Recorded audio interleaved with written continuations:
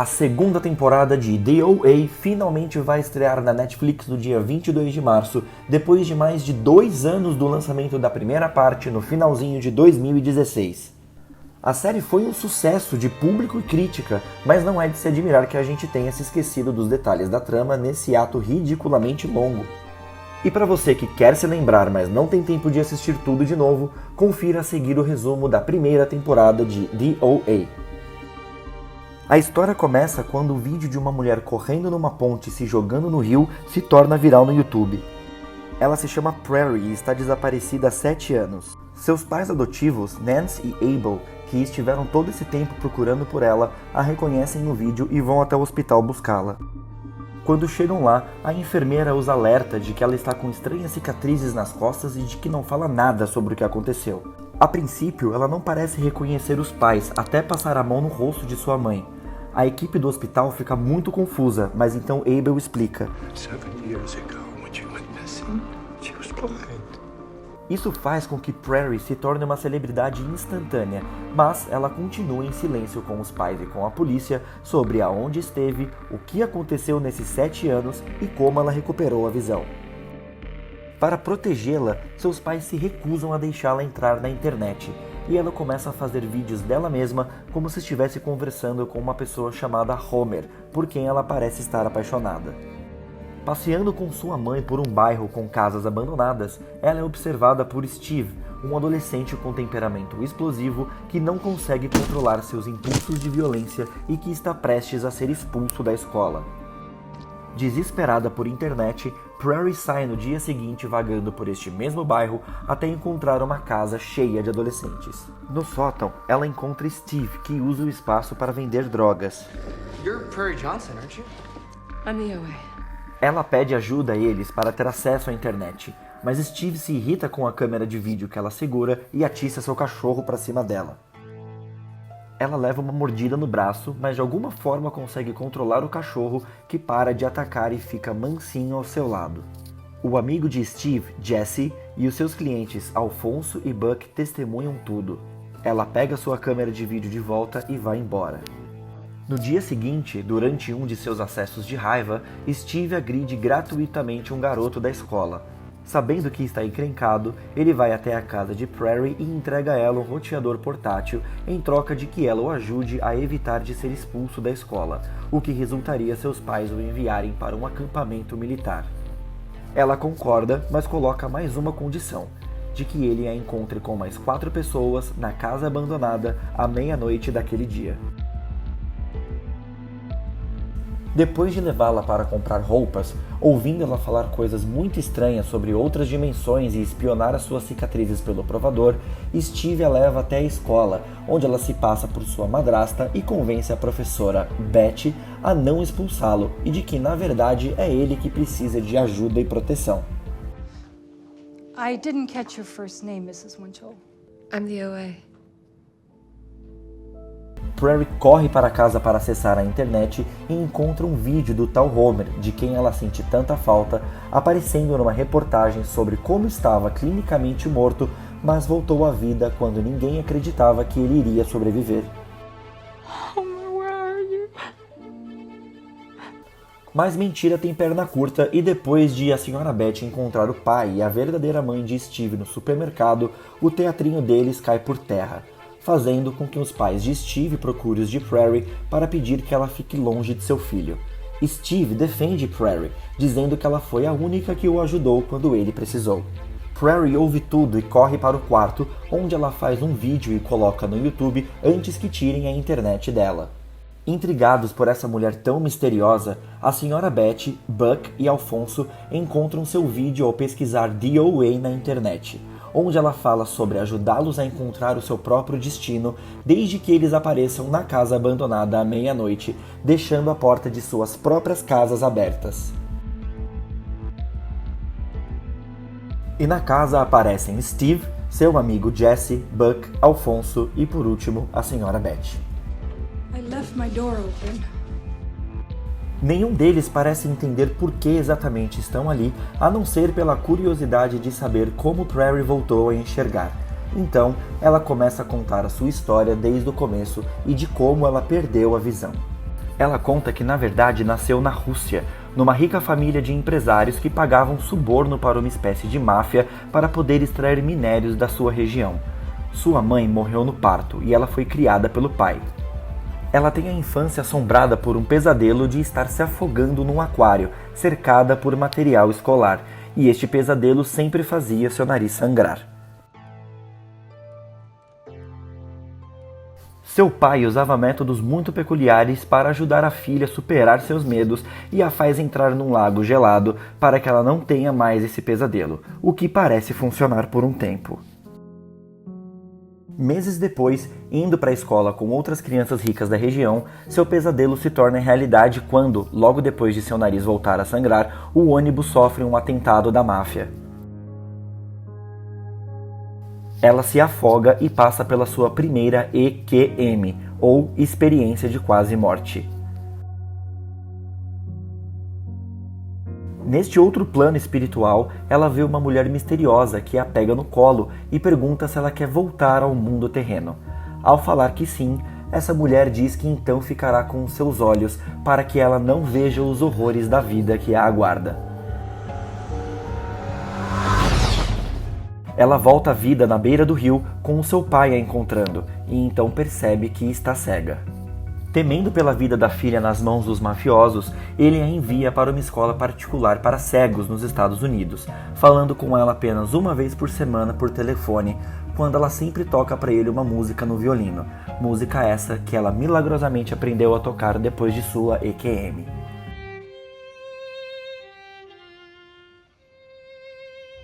Passado mais algum tempo, chega na escola a notícia de que seu pai morreu na Rússia e ela terá que morar com uma tia materna que não conhece. A casa dessa tia funciona como um orfanato ilegal no qual ela trafica crianças. Um dia, Nance e Abel aparecem lá para adotar um bebê, mas acabam se encantando com a pequena menina russa e a levam para casa, para o alívio de sua tia, que não estava nem um pouco feliz de cuidar da sobrinha cega. Ela tem uma boa vida com a nova família, mas continua tendo muitos pesadelos, os quais ela agora entende serem premonições, o que preocupa seus pais adotivos, que a levam a um médico que diz que ela está desenvolvendo problemas psicológicos. Ela passa a tomar remédios que a deixam dopada, mas não impedem que os sonhos premonitórios continuem. Prestes a completar 21 anos, ela sonha com seu pai biológico, quem ela ainda acredita estar vivo, segurando 21 velas enquanto ela tenta escalar um grande rosto de metal, o que ela interpreta como sendo uma premonição de que ela deve encontrá-lo no dia do seu 21º aniversário na Estátua da Liberdade. Ela então foge para Nova York e passa o dia todo aos pés da Estátua da Liberdade esperando o pai aparecer, o que nunca acontece. Arrasada, ela vai embora e decide ficar tocando a música que tocava para ele quando era criança no metrô de Nova York, na esperança de que ele a ouça e a encontre ali. No presente, descobrimos que Alfonso é um garoto super estudioso que cuida sozinho dos irmãos pequenos e da mãe doente. A professora Betty está lidando com a morte de seu irmão gêmeo que deixou a ela toda a sua herança. Jesse mora sozinho com a irmã mais velha depois de que a mãe deles morreu e o pai os abandonou. E Buck é na verdade um homem trans no meio de seu processo de transição. Essas 5 pessoas tão diferentes passam a se reunir todas as noites para ouvir as histórias de Prairie. Prairie retoma sua história de quando passou a tocar violino no metrô. Um dia, um homem se aproxima dela e pergunta como ela aprendeu a tocar tão bem. Ela tenta se esquivar dele, mas para quando ele pergunta se ela aprendeu a tocar depois de ter tido uma EQM. Ela fica chocada e aceita um convite dele para jantar. Ele conta que seu nome é Hunter Aloysius Percy, ou Hap, e ele dedica sua vida a estudar pessoas que passaram por EQMs para poder provar que existe vida após a morte. Ele ainda conta que tem um laboratório onde ele estuda 3 pessoas que, como Prairie, tiveram EQM e voltaram com habilidades extraordinárias. Hap é charmoso e tem boa lábia e convence Prairie a se voluntariar para ser também um objeto de seus estudos. Ele coloca ela num avião e voa por horas até o seu laboratório. Uma vez lá, ele a leva para onde serão seus aposentos, que na verdade é uma jaula de vidro no porão de sua casa.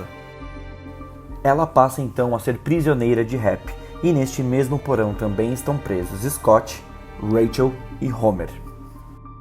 Eles ficam separados um do outro apenas por um vidro e um córrego que passa por debaixo de cada cela, que é sua única fonte de água.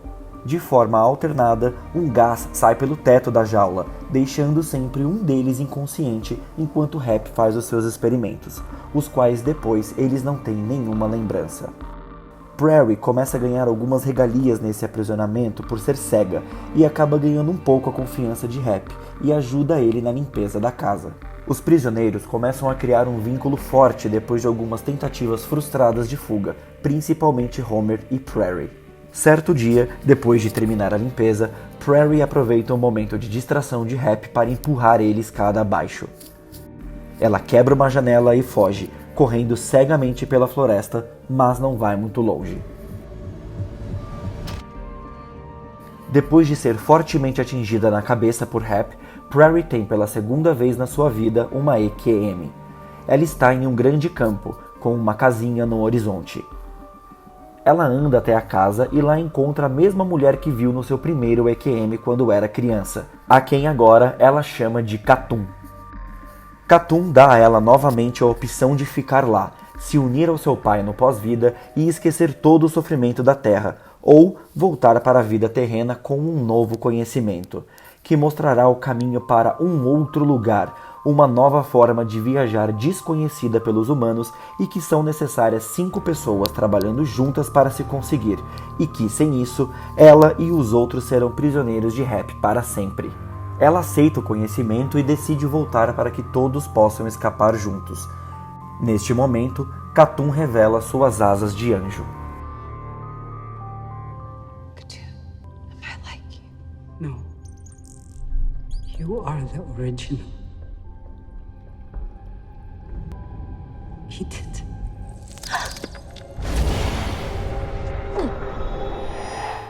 Ela volta à vida e acorda em sua cela, e por impulso faz um movimento com as mãos. Ao abrir os olhos, ela conta aos outros a sua EQM e de como descobriu que eles estão tentando fugir da maneira errada, que o caminho não é para fora, mas sim para dentro, e que eles juntos podem usar os experimentos de Hap para descobrir como sair dali, desde que eles fiquem conscientes durante o processo.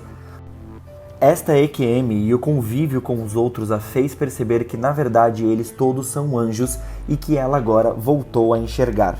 No presente, Prairie passa a conversar com um psicólogo do FBI especialista em vítimas de traumas, que percebe que ela não conta a verdade à polícia por medo do que pode acontecer aos outros prisioneiros, mas que ela está fazendo alguma coisa para ajudá-los. Noite após noite, eles continuam a se reunir na casa abandonada para ouvir as histórias de Prairie. Ela conta que eles levam anos para desenvolverem uma forma de ficarem conscientes durante os experimentos de Hap, até que Homer finalmente consegue e descobre que estes experimentos consistem em afogá-los repetidas vezes para assim tentar registrar provas de vida após a morte. Prairie instrui Homer para que, quando ele finalmente conseguir morrer consciente, ele deve encontrar um ser vivo durante a sua EQM e engoli-lo, assim como ela fez com o pássaro. E é exatamente o que ele faz quando ele se depara com um aquário.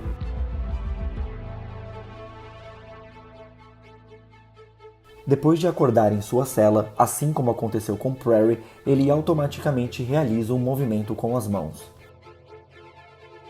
Prairie agora entende que os movimentos que eles aprenderam depois de engolir os animais durante as suas EQMs são a forma de possibilitar as viagens interdimensionais de que Katum havia falado, e começa a praticar com Homer os 2 movimentos que eles já conhecem. Scott não acredita nisso e os ridiculariza.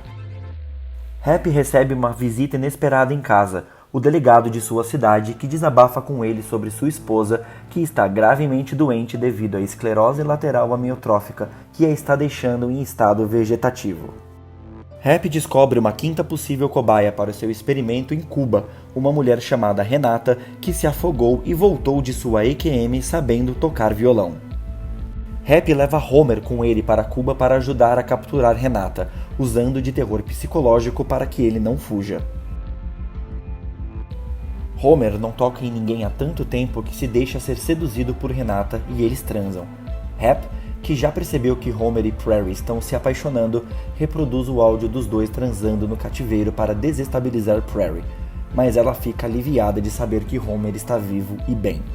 He's alive. Eles então capturam Renata e a levam para o cativeiro junto com os outros. Enfraquecido, Scott implora que Happy não faça mais os experimentos nele por medo de não voltar mais à vida, e oferece informações como recompensa.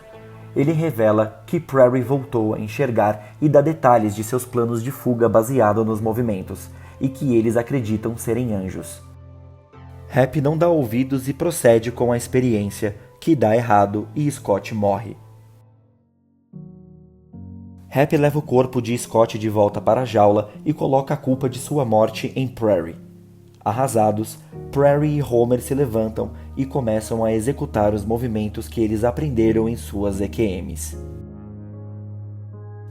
Mais de 11 horas depois de repetir os movimentos sem parar, algo inacreditável acontece. O sangue de Scott começa a voltar para o seu corpo e ele ressuscita com uma revelação.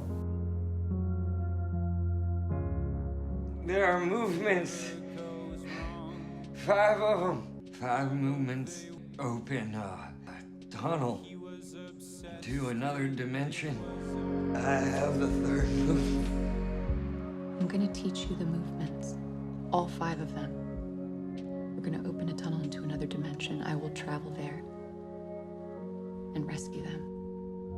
Mais anos se passam e Renata recebe o 4º movimento. Com medo de que as amnésias provocadas pelos experimentos os façam esquecer os movimentos, Prairie e Homer marcam nas próprias costas as instruções para que possam se lembrar depois. Sempre vigilante, Happy estuda os movimentos com muito cuidado também, percebendo que eles têm poderes e planeja formas de ganhar dinheiro com seus efeitos de cura. Ele viaja para visitar o seu antigo mentor na universidade, Leon, que parece estar realizando um experimento semelhante, e ele tenta matar Happy quando este diz estar próximo de provar a existência de realidades paralelas. Na briga, Happy mata Leon.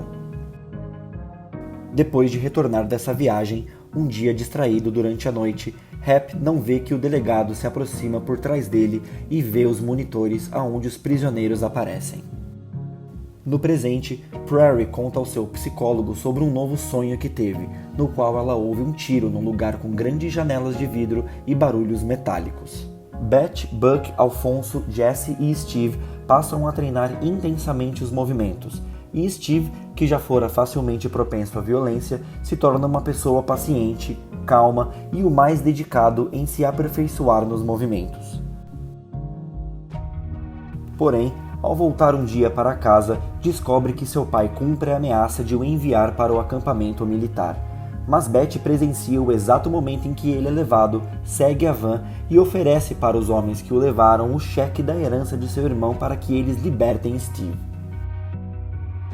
Seguindo uma sugestão do psicólogo, os pais de Prairie a levam para jantar e retomar as suas vidas normais. No restaurante, a mãe dela começa a chorar por não entender por que a filha não conta a eles o que aconteceu com ela. Quando ela tenta contar sobre ser o anjo original e os movimentos para viajar para outras dimensões, sua mãe perde o controle.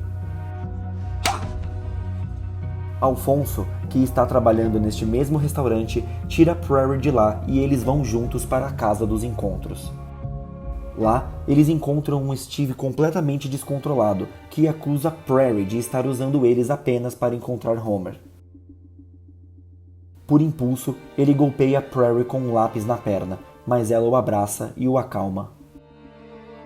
How did you survive so long down there? I survived because I wasn't alone.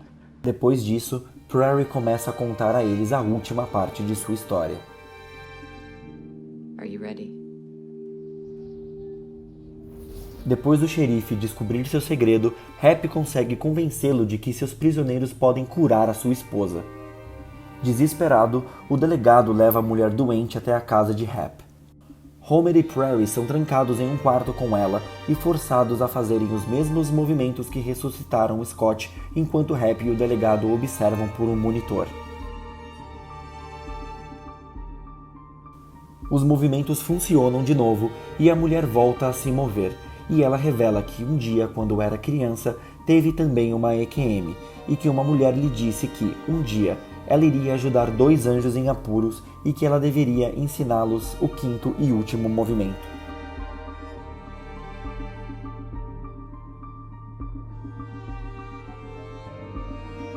Happy mata o delegado e sua mulher, e agora, com a posse dos 5 movimentos, dá uma injeção tranquilizante em Prairie e a coloca dentro de um carro. Ele dirige por horas e abandona Prairie na beira de uma estrada, dizendo que ele fugirá com os outros prisioneiros para outra dimensão e que ela nunca os encontrará. Assim que ela termina sua história, eles são flagrados pelos pais de todas as crianças presentes. Envergonhada, a mãe de Prairie a leva embora e eles decidem se isolar em um hotel, onde finalmente ela decide contar a história para os seus pais também.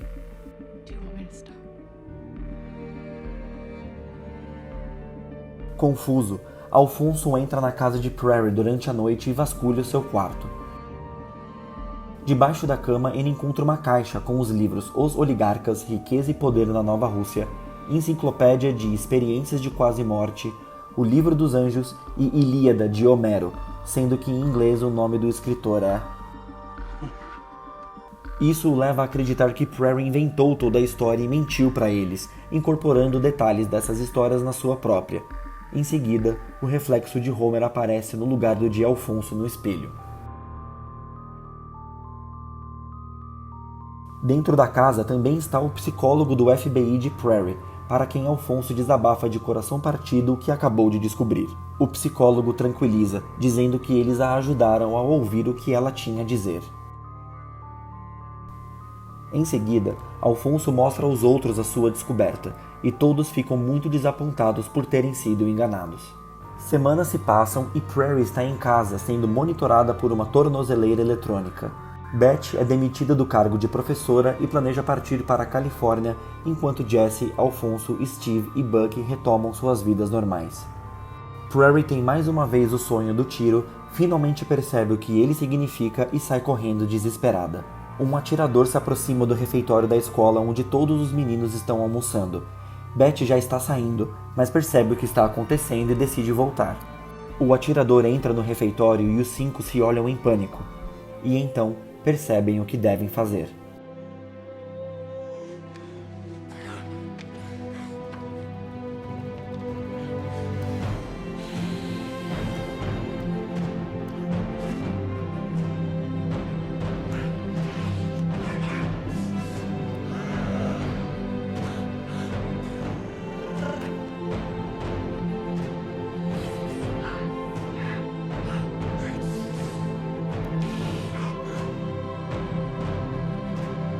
Os movimentos distraem o atirador, que é detido, mas um de seus tiros acertam Prairie, que estava vendo tudo do lado de fora.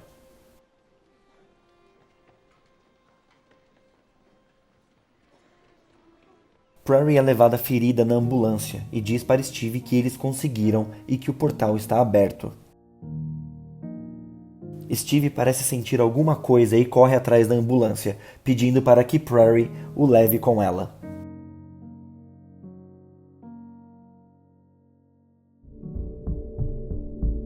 Prairie acorda, aparentemente em outra dimensão, aonde chama Homer? Se você gostou desse vídeo e quer ver mais conteúdo como esse aqui no canal, dá um like, se inscreve e deixa nos comentários quais temporadas de séries ou filmes vocês gostariam de ver resumidos. Eu sou o Heitor Menotti e muito obrigado pela sua visita, um abração e até a próxima.